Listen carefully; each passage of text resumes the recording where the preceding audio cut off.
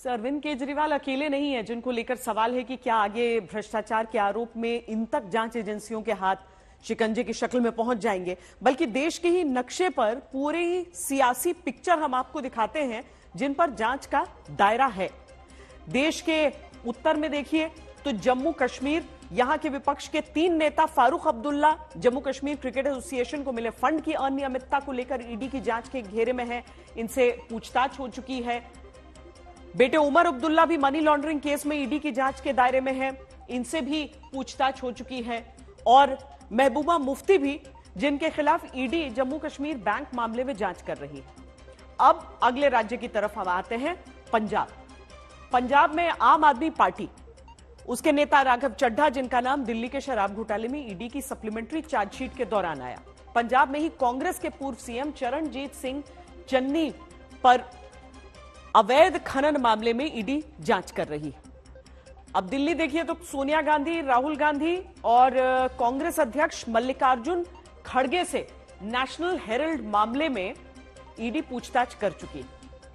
अब आते हैं हम उत्तर प्रदेश में अखिलेश यादव गोमती रिवर फ्रंट घोटाले में इनसे सीबीआई, ईडी दोनों की जांच चल रही है इन पर।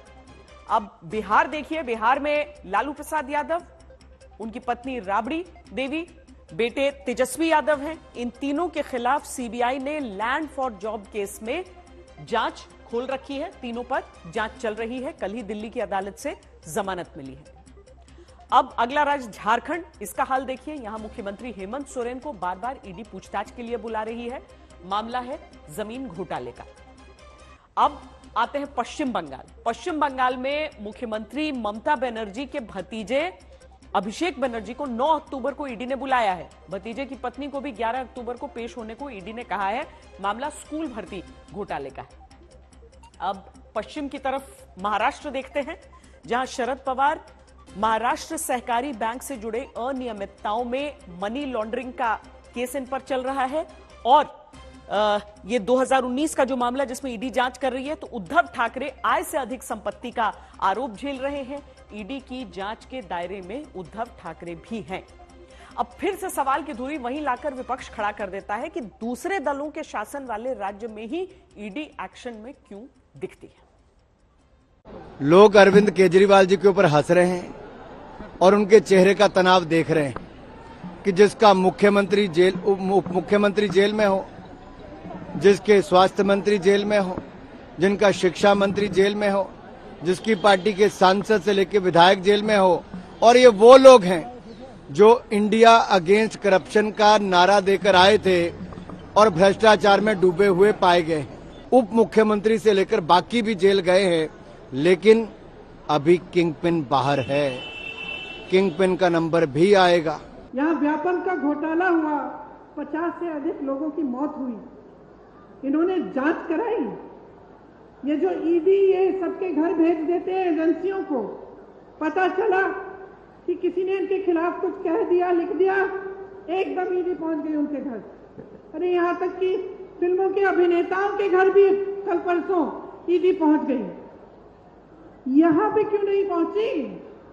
यहाँ जो इतने बड़े घोटाले हुए हैं, इनके अधिकारियों के घर में क्यों नहीं पहुंची? इनके नेताओं के घर में क्यों नहीं पहुंची? अगर कुछ नहीं निकला तो गिरफ्तारी कैसी हो सकती है?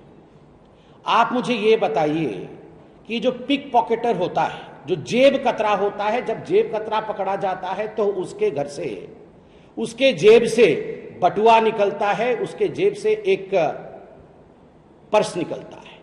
मगर जब भ्रष्टाचार का डॉन पकड़ा जाता है तो उसके घर से बटुआ नहीं निकलता, उसके घर से इंक्रिमिनेटिंग डॉक्यूमेंट्स अर्थात दस्तावेज निकलता है, दस्तावेज। संजय सिंह का या किसी भी विपक्षी नेता पे केस लगना, उनको झूठा मुकदमा लगा करके जेल भेजना, ये बीजेपी डर के कर रही है।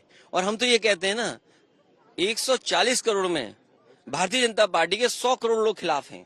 क्या 100 करोड़ को गिरफ्तार करेगी सरकार? अगर विपक्षी नेता खिलाफ है, उन पे आप कार्रवाई कर रहे हो, ईडी, सीबीआई, इनकम टैक्स, तो मैं ये जानना चाहता हूं कि 100 करोड़ जनता खिलाफ है इनके। और फिर ये जो जितनी संस्थाएं आपने बोली हैं, ये बीजेपी के प्रकोष्ठ हैं। बीजेपी जिसकी चाहती है उस पर छापा पड़ती है। अगर आप सच दिखाने लगो, आप पे भी छापा पड़ जाएगा। लेकिन विपक्षी इंडिया गठबंधन वाले पूछते हैं कि क्या बीजेपी वॉशिंग मशीन है जहां दागी नेता जाकर ईमानदारी की सफेदी से धुल जाते हैं? Washing machine. कुछ दिन पहले पश्चिम बंगाल में ममता बनर्जी एक वॉशिंग मशीन के साथ सभा में नजर आई। दिखाना ये चाहा कि बीजेपी एक वॉशिंग मशीन है जिसमें कोई भी दागी नेता जाकर ईमानदारी की सफेदी से बीजेपी के मुताबिक चमचमाने लगता है।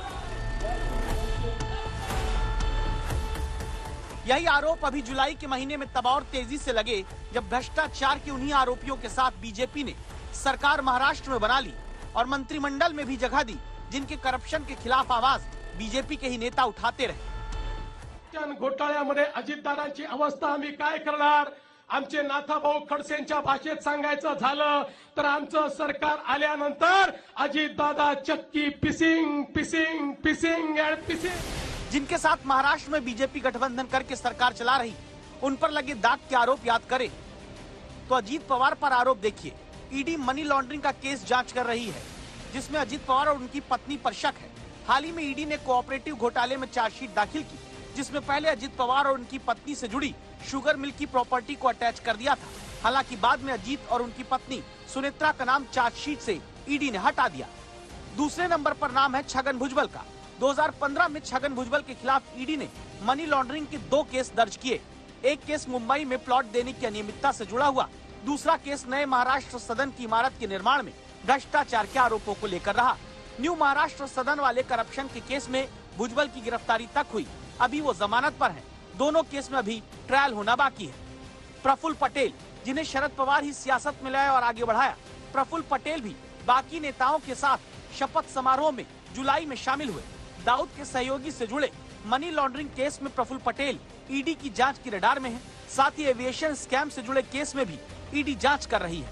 दाऊद के साथी इकबाल मिर्ची से मनी लॉन्ड्रिंग के मामले में संबंध को लेकर ईडी प्रफुल्ल पटेल से पूछताछ कर चुकी है। चौथे नेता हैं हसन मुशर्रफ। इनके खिलाफ भी ईडी मनी लॉन्ड्रिंग के केस में जांच कर रही है। केस हसन मुशर्रफ और इनके परिवार से जुड़ी शुगर मिल के घोटाले को लेकर है। इनके घर में तो 2 बार छापा तक ईडी डाल चुकी है। विपक्ष ऐसे ही आरोप हेमंत बिस्वा शर्मा से लेकर शुभेंदु अधिकारी और नारायण राणे तक पर लगाते हुए पूछता है कि बीजेपी क्या इनके केस भूल जाती है जब ये बीजेपी का दामन थाम चुके हैं।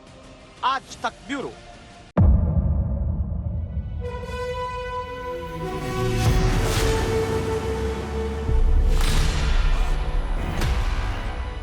मुद्दों का मैदान, तर्कों पर घमासान। क्या बताना चाहते हैं इस देश को? किससे किसकी ठनी, न्याय की नीति नहीं बनती है। किसने दी किसे पटखनी। क्या सच है जिसको छिपाने की कोशिश? खबरों की दुनिया का सबसे बड़ा अखाड़ा दंगल देखे मेरे यानी चित्रा त्रिपाठी के साथ रोज शाम 5 बजे सिर्फ आज तक पर।